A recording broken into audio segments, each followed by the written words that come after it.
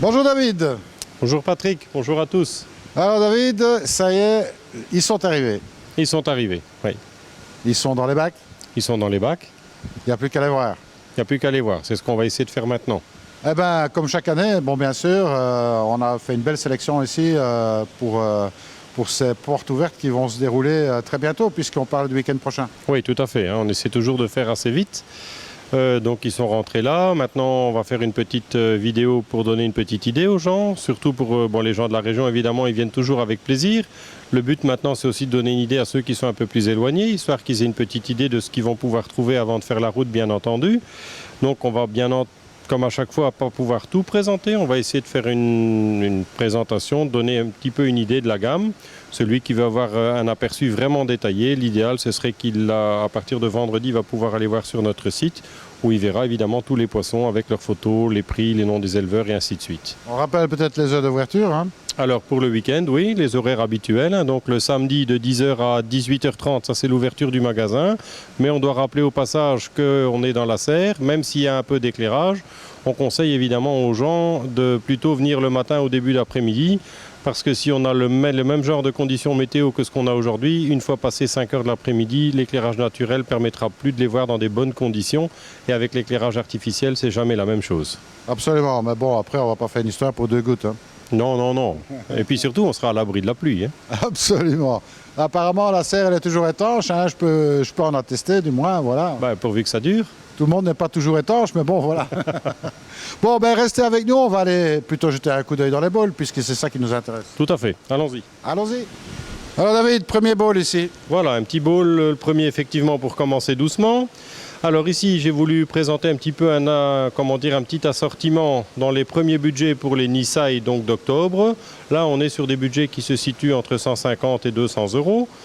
Donc du Yutsuri, du Ginrin Chagoi, du Doitsu Purashina, du Matsuba.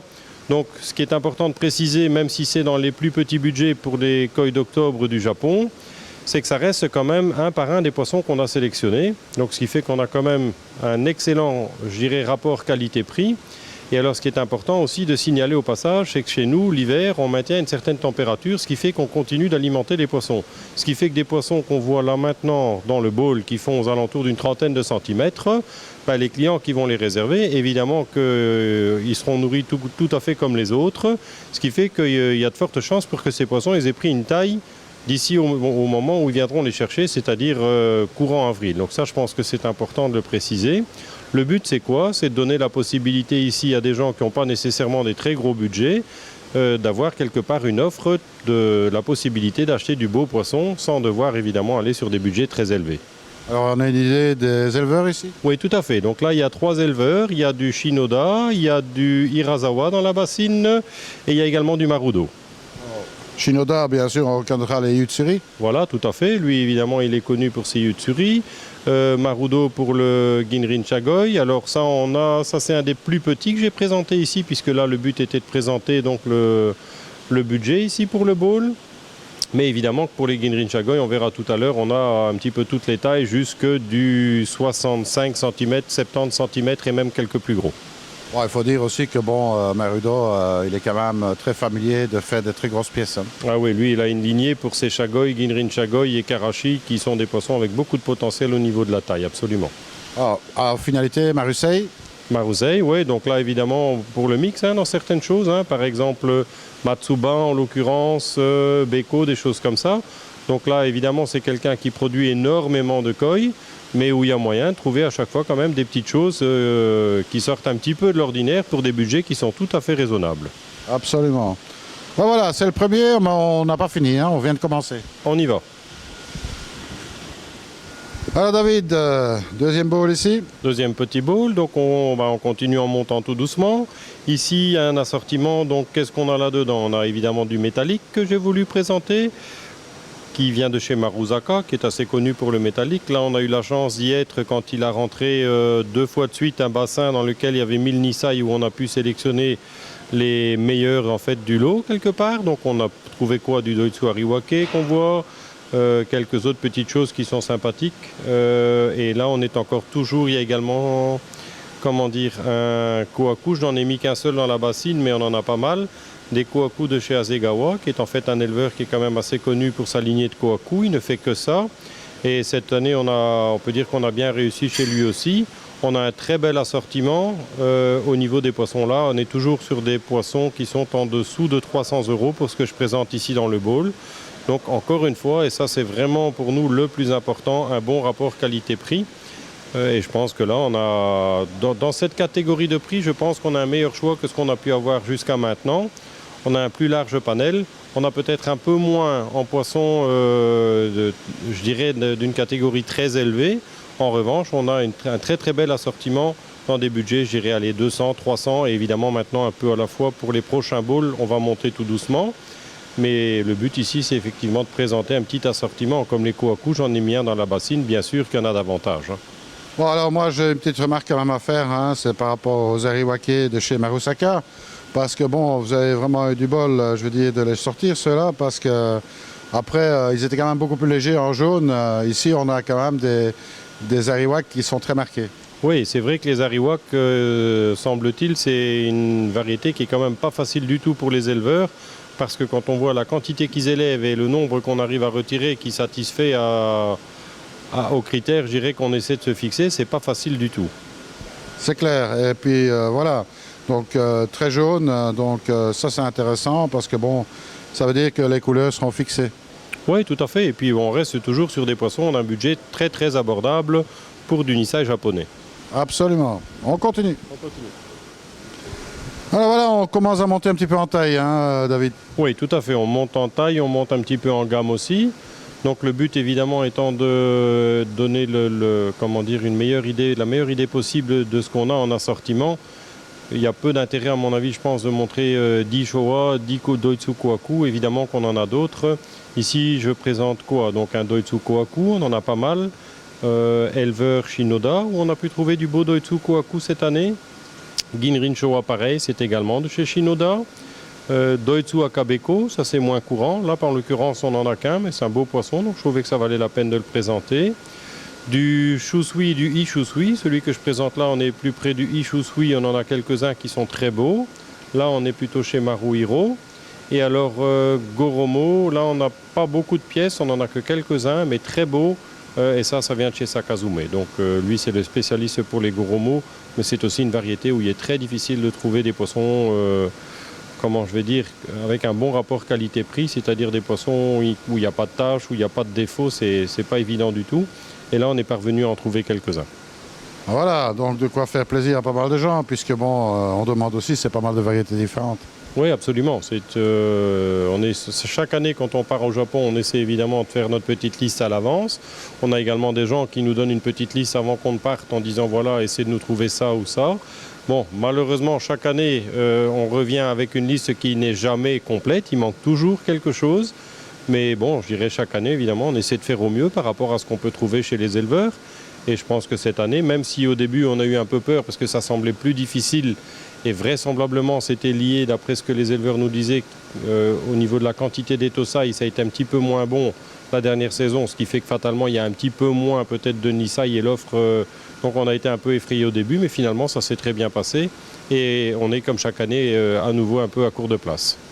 Ah, voilà, donc ici, nous on a pu constater aussi qu'en fait, voilà, les poissons ont quand même pris une belle taille cette année parce que la saison n'a pas été mauvaise au niveau des mud ponds. Oui, absolument. Oui. Quand on voit par exemple là des Nisai, en l'occurrence Ginrin Showa par exemple, ou Shusui, on voit que c'est des poissons qui ont un très beau gabarit, qui sont au niveau du body, c'est très très bien.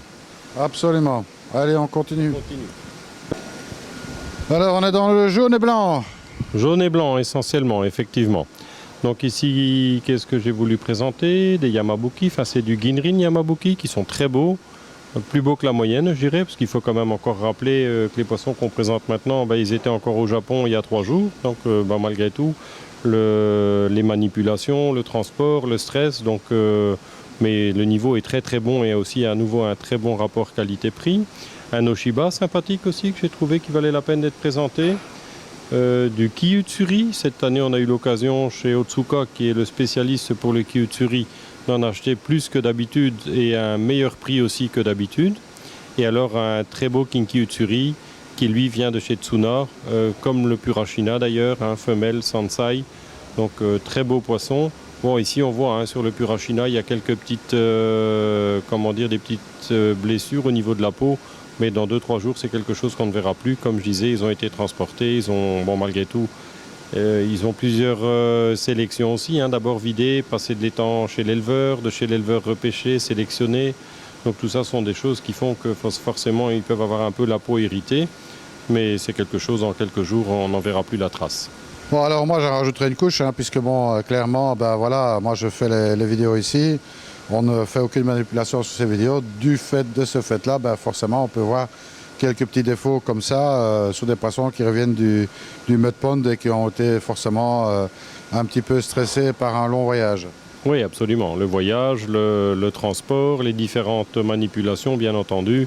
Ici, arriver, changer l'eau, donc tout ça sont des facteurs, bien entendu, qui les stressent. Mais bon, maintenant, ils sont dans de bonnes conditions, ils mangent correctement, donc ça va se retaper très vite. Oh, super beau Shiba, avec un très beau maillage, il faut dire. Oui, tout à fait. Et on reste encore toujours sur dans des budgets qui restent tout à fait raisonnables, comme là pour l'Oshiba, les Ki-Utsuri pareil. King Ki-Utsuri, on est évidemment sur une catégorie de prix au-dessus, mais c'est du Sansai et aussi un gabarit au-dessus. Absolument. Bon, tout est toujours l'avenant. Bien sûr, il n'y a pas de secret. Allez, on continue. Alors, David, ici, on monte vraiment en gamme avec 4 superbes pièces. Oui, tout à fait. Donc là, 4 poissons, 4 éleveurs. Alors, le Doitsu Kohaku Sansai, ça vient de Maruide. Donc, c'est aussi très difficile de trouver des beaux Sansai avec un bon rapport qualité-prix. Et là, c'est un très beau poisson. Très bien. Au niveau body, il est très bien. Au niveau dessin, à tous les niveaux. Un poisson, je pense, avec beaucoup de potentiel pour le futur. Ensuite, on a le Doitsu Iutsuri. Celui-là, que je ne dise pas de bêtises, ça vient de chez Hiroi. Donc ça, c'est un de nos éleveurs favoris, même si cette année, ça a été plus compliqué chez lui. Un beau Sankei, ça c'est Marudo, qui reste évidemment une très bonne marque pour les Sankei en règle générale. Il a fort développé son offre en Sankei et il a une lignée qui est intéressante, tant au niveau de l'évolution dans le temps qu'au niveau du body et de la croissance. C'est devenu, à mon avis, un très très bon éleveur pour le Sankei. Et pour terminer, à nouveau de chez Hiroi, un Doitsu Tanshoshoa. C'est pas courant non plus, j'ai voulu le présenter. C'est quelque chose qui sort un peu de l'ordinaire. Donc effectivement, 4 beaux poissons pour des amateurs avertis. Alors Sensei Maruide, pardon. Maruide, super éleveur. On va rappeler Maruide. C'est quand même lui qui fait l'élevage aussi pour ISA. Oui, tout à fait. C'est quelqu'un qui travaille chez ISA depuis quelques années, depuis de longues années, je pense même maintenant. Et à côté de ça, chapeau pour ce qu'il fait, parce que forcément, en même temps qu'il doit travailler chez ISA en pleine période, il arrive quand même aussi à faire pas mal de choses à côté. Et il a construit une nouvelle serre qu'on a pu découvrir l'année passée. Si ma mémoire est bonne, c'est l'année passée ou il y a 2 ans, mais je crois l'année passée, la nouvelle serre. Et oui, chapeau pour ce qu'il fait. Il fait quand même beaucoup de choses.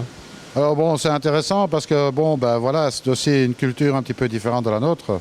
C'est-à-dire que il travaille chez ISA, mais ISA l'aide aussi à démarrer sa propre entreprise. On pourrait souhaiter des choses similaires un petit peu en Europe. Ah oui, tout à fait. C'est vrai que c'est pas quelque chose de courant et apparemment, il a un coup de main et ça se ressent évidemment dans la qualité. Et je pense qu'il est aussi chez un excellent maître. Absolument. Bon, ISA, on ne fera pas faire sa publicité parce que je crois que reste un maître du show. Oui, tout à fait. D'ailleurs, on va en montrer quelques-uns après. Mais oui, effectivement, ça reste la référence pour le Showa dans le nord du Japon. Allez, on continue. Alors David, on monte toujours en taille ici avec du Girin qui pète le feu, on va dire. Oui, tout à fait. Ici, on a un beau bowl pour des poissons là, de haute qualité, je dirais. Alors j'ai volontairement choisi tous les poissons qu'on voit là, ça c'est tout du Marudo. Donc on a du Ginrin Soragoi. Une petite parenthèse, les connaisseurs auront vu qu'il a le bout du nez un peu irrité, mais c'est le genre de choses, à mon avis, d'ici quelques semaines on ne le verra plus, peut-être même avant. Mais c'est pas facile à trouver. Donc ensuite on a du Ginrin Karashigoi, du Ginrin Shagoi, un Kabuto et alors un beau Nisai Kohaku. Donc tout ça de chez un de nos éleveurs favoris qui est Marudo, qu'on ne présente évidemment plus. Il est très connu, il fait des poissons qui ont tendance à bien évoluer chez nous. Les gens qui qui sont clients chez nous depuis quelques années, qui ont acheté des poissons de chez lui, que ce soit des chagoïs, des guinrines, karachigoïs, des choses comme ça.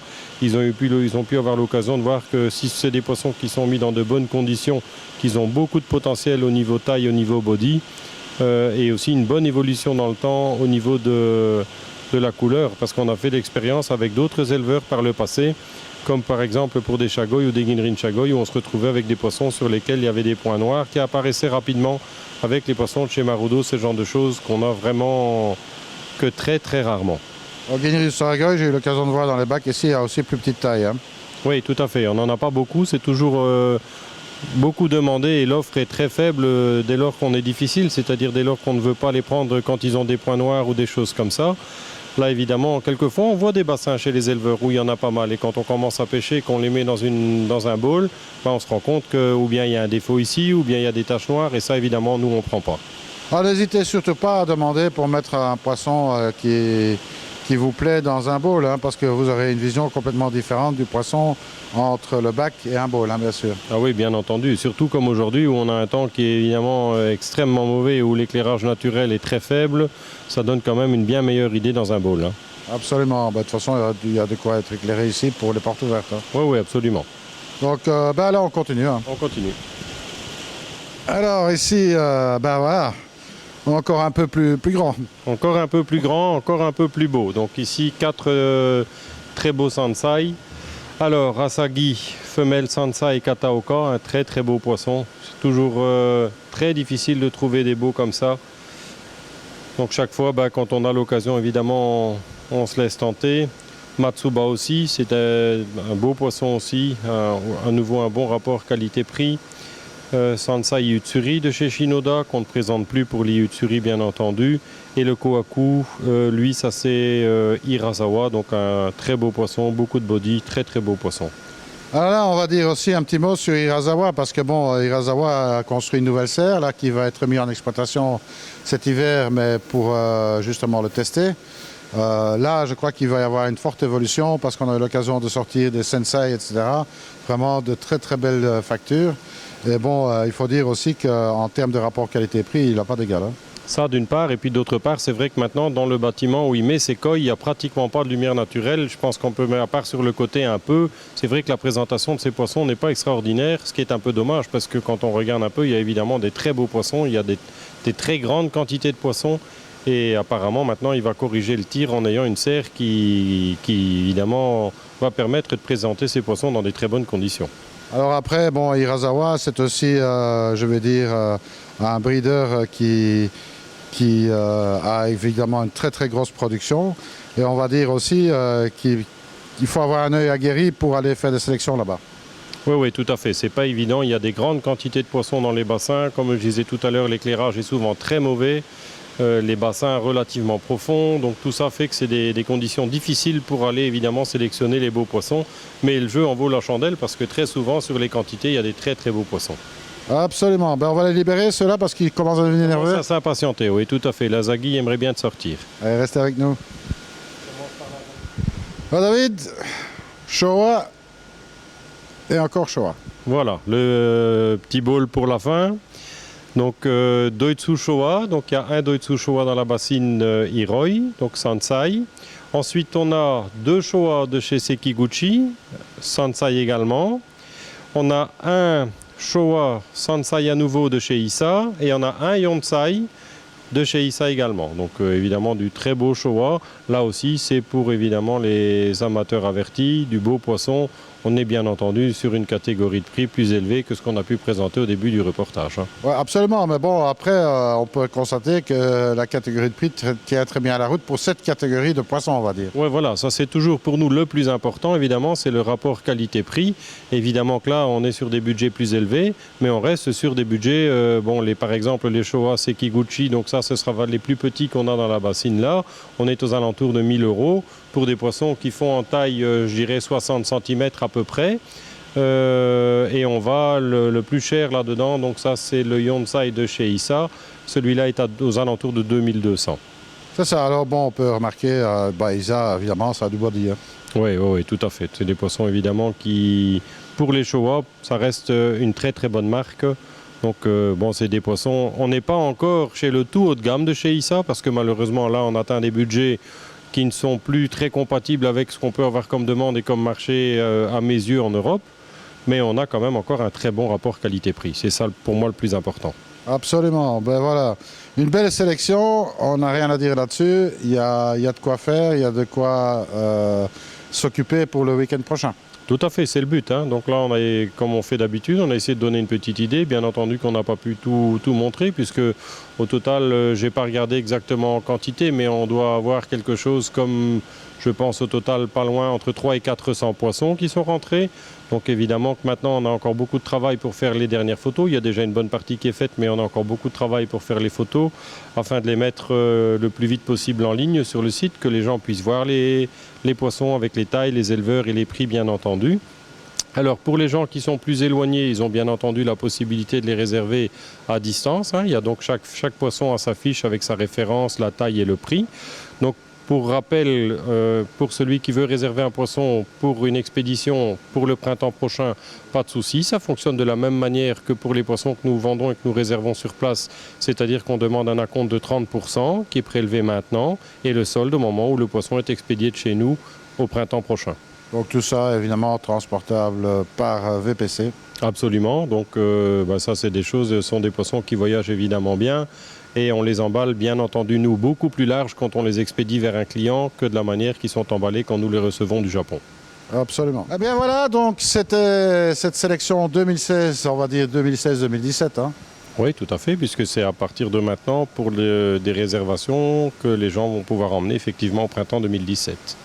Voilà, donc tous ces poissons resteront ici, bien sûr, jusqu'au printemps. Absolument. Donc là, nous, ce qu'on fait c'est important, on en a déjà parlé pendant les vidéos, le reportage. Donc nous, on maintient une certaine température dans les bassins en chauffant, bien entendu, dans la serre, ce qui nous permet de continuer d'alimenter les poissons, ce qui permet évidemment de retrouver au printemps des poissons en pleine forme.